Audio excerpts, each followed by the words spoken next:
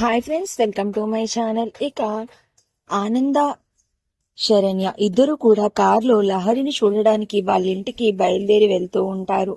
ఇక దారిలో శరణ్య, ఆనంద అయితే మాట్లాడుకుంటూ ఉంటారు. అత్తయ్య గారు, మీరు లహరికి సంతోష్ లాంటి మంచి భర్తని ఇచ్చి పెళ్లి చేశారు.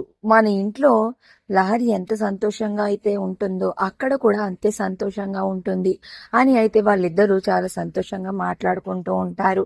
మరో పక్కన లహరిని వాళ్ళ ఇంట్లో వాళ్ళ ఆయన, వాళ్ళ అత్తగారు ఇద్దరూ కలిసి నిజం చెప్తావా లేదా, అసలు ఆ రోజు ఏం జరిగింది, ఎందుకు నువ్వు ఆ గెస్ట్ హౌస్ లో ఉన్నావు, నా తమ్ముడిని ఏం చేశావు అని సంతోష్ ఇంకా వాళ్ళ అమ్మ అయితే లహరిని చెంపలు పగిలేలా కొడుతూ కింద మీద పడేస్తూ అయితే కొడుతూ ఉంటారు.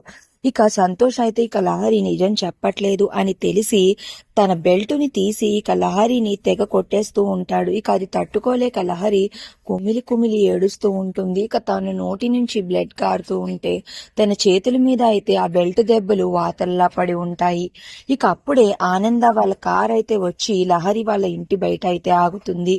ఇక అలా ఆగితే సౌండ్ విని లహరి వాళ్ళ అత్తయ్య అయితే కర్టన్ పక్కకు జరిపి చూస్తుంది. ఇక వాళ్ళ అత్తయ్య గారు వచ్చారని తెలిసి, ఒరే సంతోష్, లహరి వాళ్ళ అమ్మ వచ్చారు, ముందు నువ్వు కొట్టడం ఆపురా అని అయితే చెప్తుంది.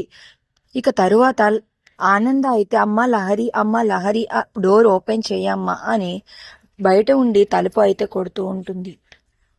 అమ్మ వస్తున్నా అని లహరి అయితే బయటకు వెళ్ళి డోర్ తీయబోతూ ఉంటుంది. ఇక అప్పుడు వాళ్ళ అత్తగారు ఆపి, ఇక్కడ జరుగుతున్న విషయం గాని ఏమైనా బయటకు తెలిసిందంటే ఊరుకోను అని చెప్పడంతో లహరి ముఖం అంతా తుడుచుకుని ఇక చేతుల మీద బయట కొంగు కప్పుకుని అయితే వెళ్ళి డోర్ తీస్తుంది.